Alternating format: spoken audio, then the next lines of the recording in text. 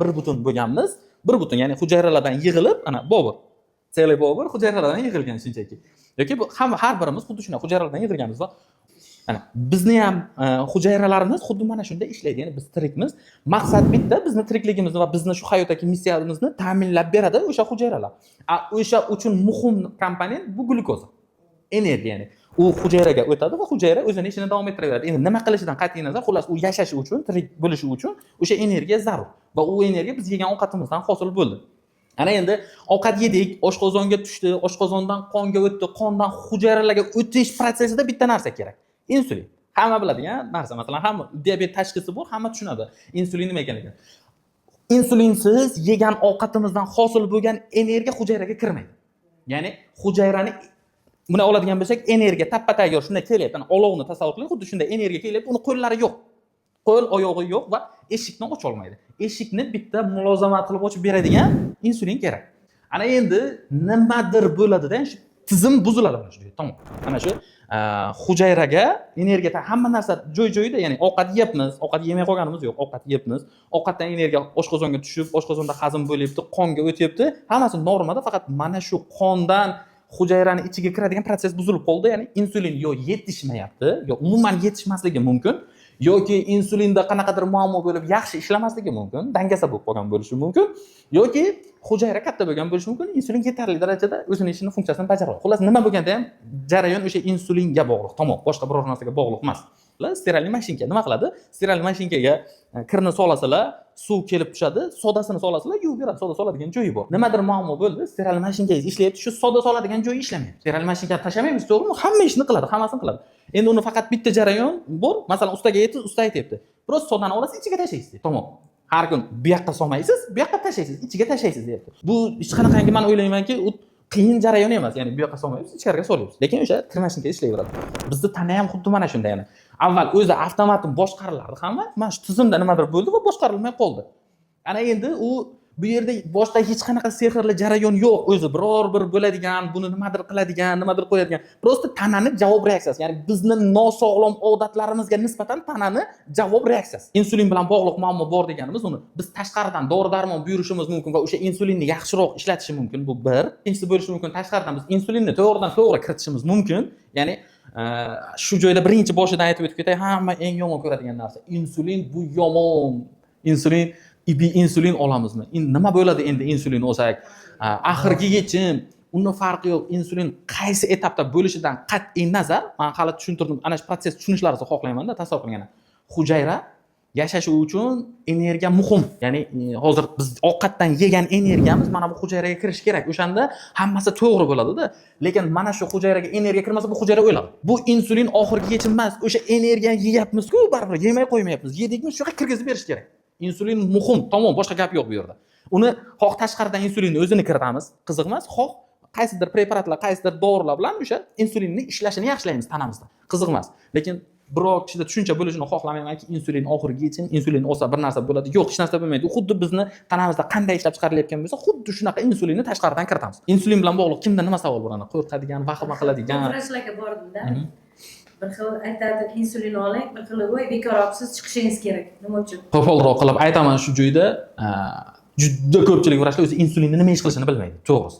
Xafa bo'lsam, insulinni qanday ishlatishni, nima ish qilishini bilmaydi. Yaqinda Tojikistonga bitta kasallik konsultatsiya qildimda, doktorlar insulinni buyuryapti, sutkalik insulinni 2-3 martaga buyuryapti.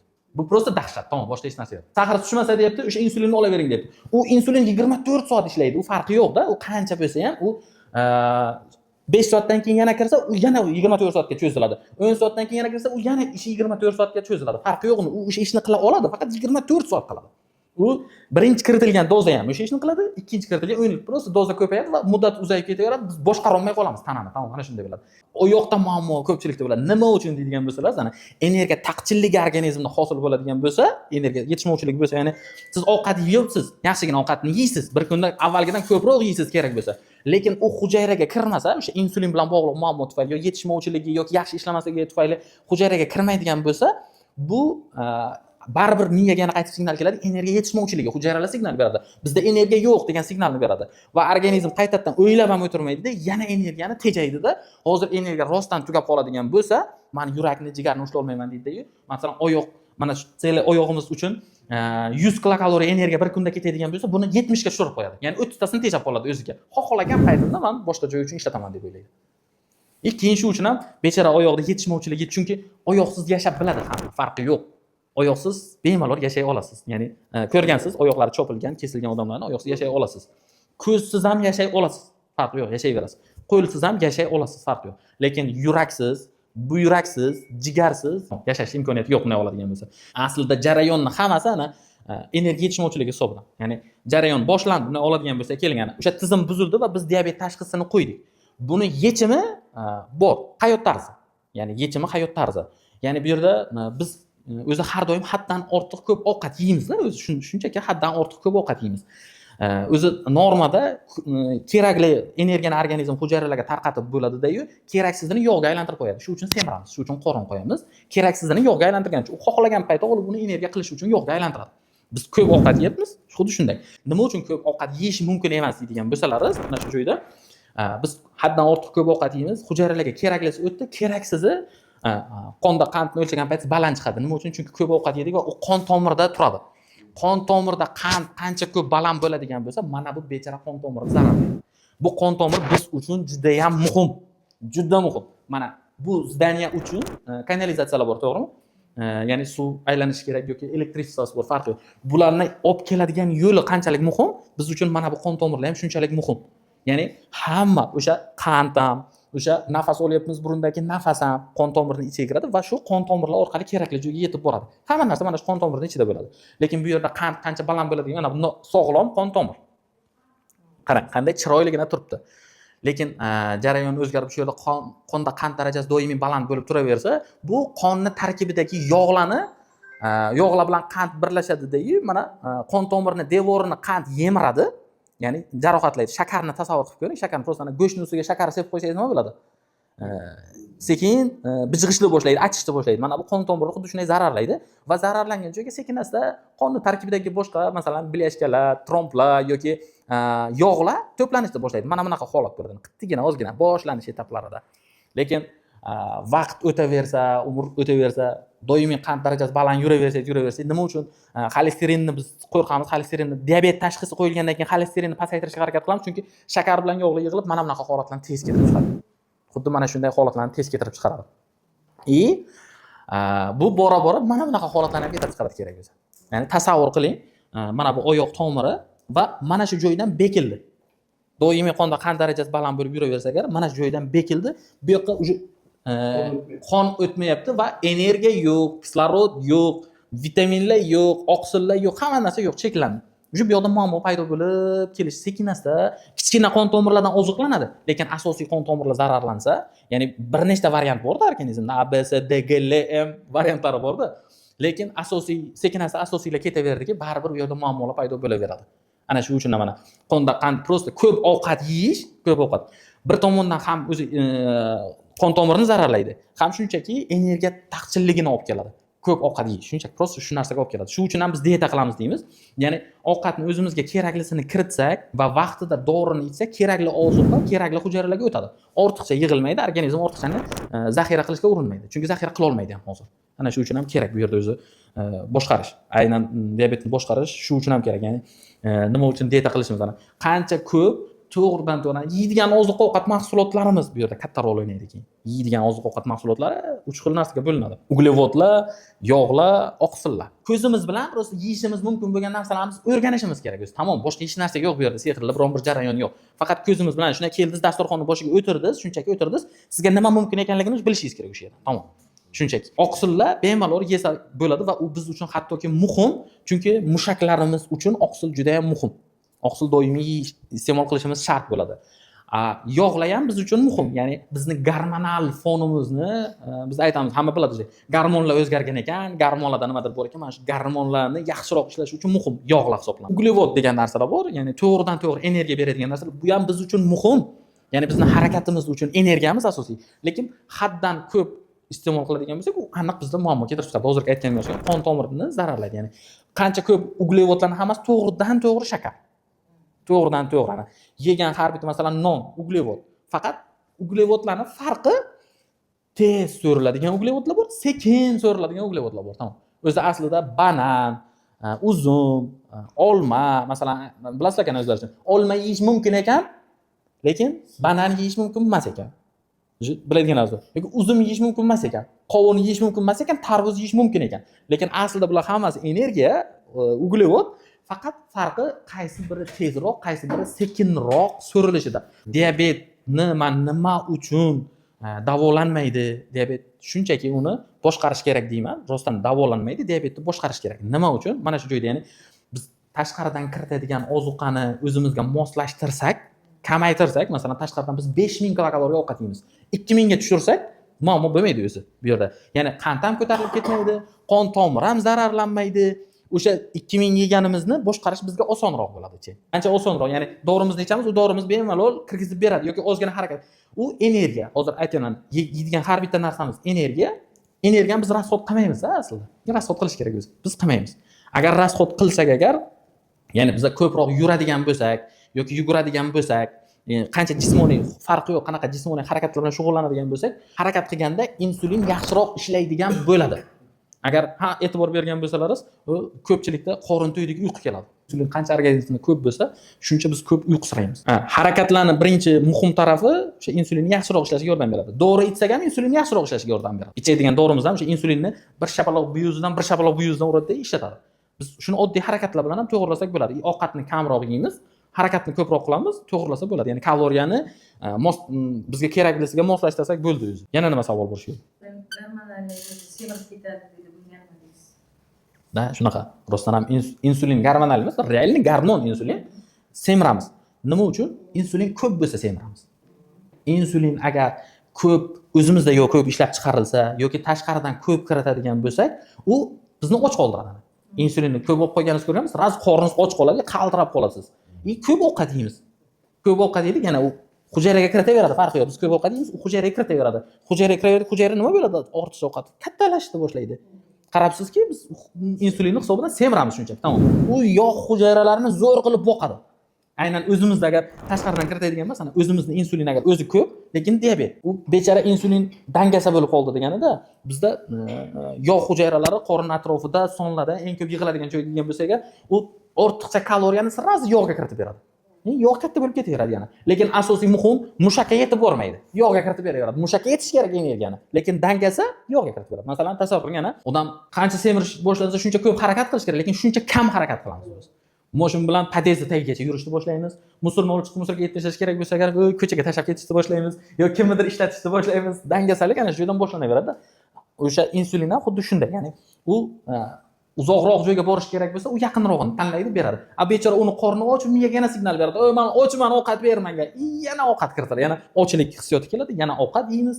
Yana unga boraman deguncha yana o'rtada yog'larga tarqalib ketaveradi. Ana shuning uchun ham insulin shunaqa bo'ladi o'zi. Lekin insulinni faqat to'g'ri ishlatish kerak. Insulin biz uchun juda muhim. Faqat uni to'g'ri ishlatish kerak. Tamom.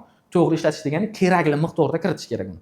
Agar noto'g'ri foydalansangiz, u insulin ishlamaydi. Ana prostoy insulin, ya'ni ovqatni hazm qilib beradigan insulin bor. Kun davomida bizni normal ishlaydigan insulin bor. Ana sizlar oladigan insulinlar kun davomida bizni normal ishlash uchun. Shuncha, tamom.